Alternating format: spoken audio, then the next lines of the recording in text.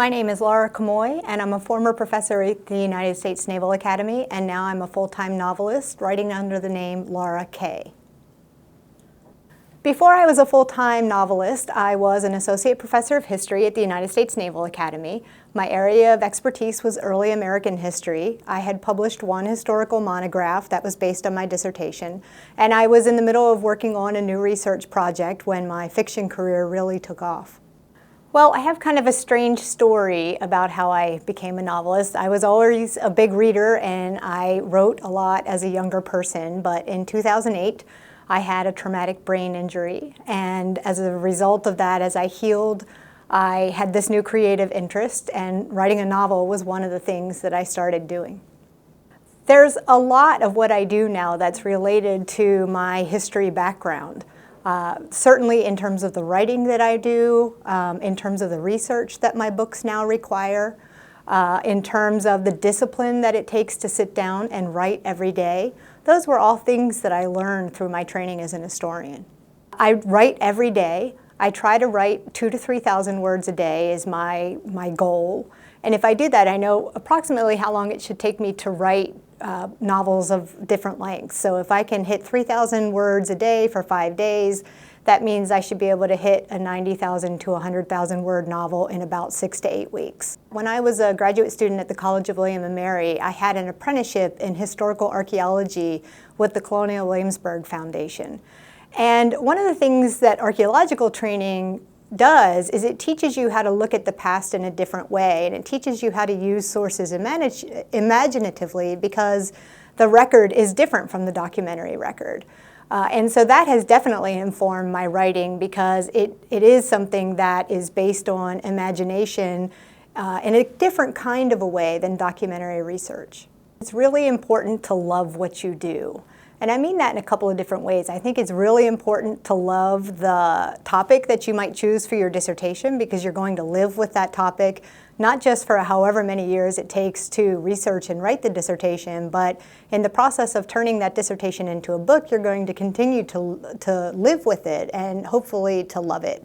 So I think picking something that really engages your imagination and your passion is really key. And as a novelist, I would give the exact same kind of advice: to pick the thing that you love, because you will be living with it for quite some time.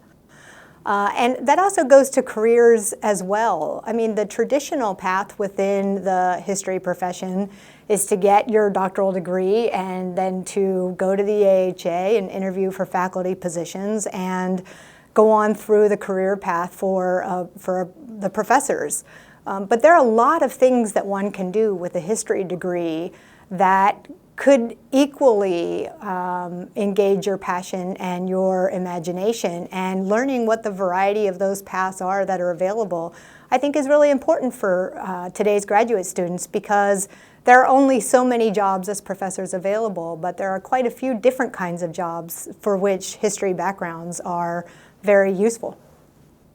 So advice that I would offer to graduate students who are potentially interested in writing fiction is to read a lot in the areas in which you think you might be interested in trying to write. The first thing you really should do is familiarize yourself with the genre that you're interested in, with the kinds of books that you would potentially like to write yourself. And then just write. You can't revise what you haven't written, and you can't sell what you haven't written. And so the first real task as a novelist is just to write a book, is just to get to the end.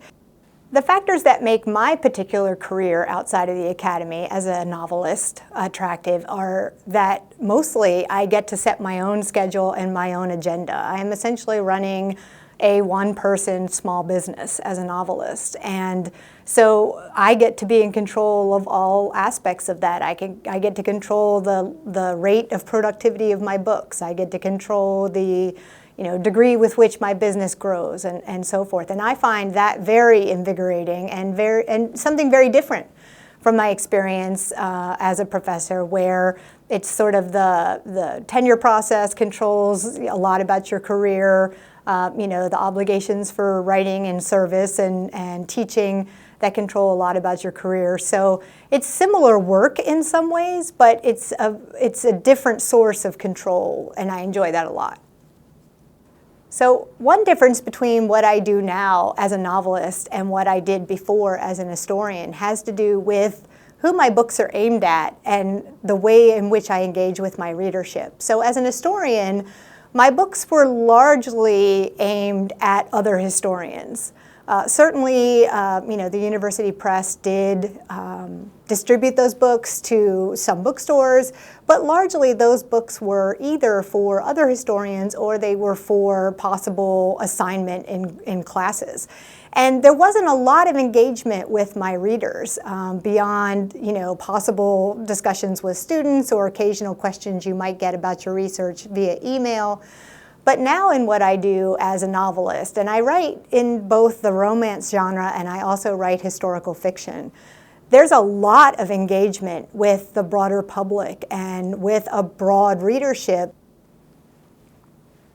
So one of the things that's different from being an historian in terms of the way that you might write a book and go about getting it published and out there to the public is that the university press process tends to work differently from the traditional fiction publication process. For the most part, in order to be published by the big New York publishers that distribute print books to bookstores, you need a literary agent. And there are various ways to go about finding literary agents, one of which is that you can go online to a website called Query Tracker, which lists all the various literary agents and what they're looking for, what their areas of expertise are, what they represent, what they don't represent, and identify people who represent the kinds of books you want to write. You can also go to the acknowledgement sections of books that are like the ones you're writing and see, well, who are the literary agents that represent these books?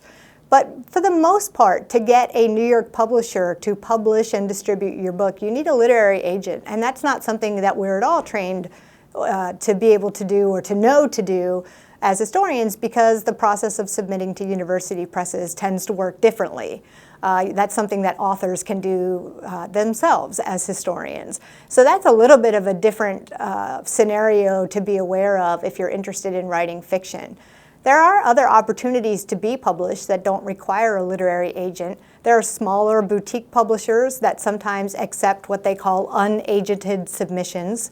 And there are also the possibility in some genres to self-publish directly to Amazon and Nook and some of the other retail sites.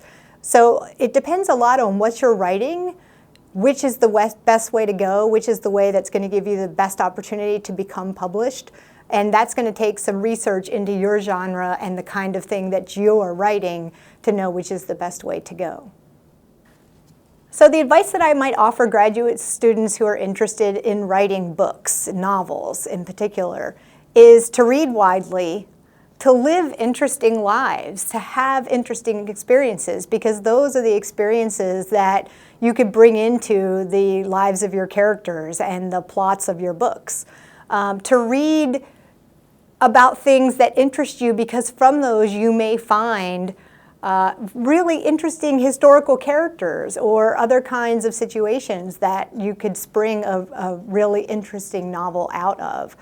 But I think that you don't have to be an historian to do what I do, but that the history background does a lot to train you for being a novelist, whether it's a historical fiction author or a novelist in another kind of genre. There's a lot about what we do as historians that prepares us to write really good books and to tell really engaging stories.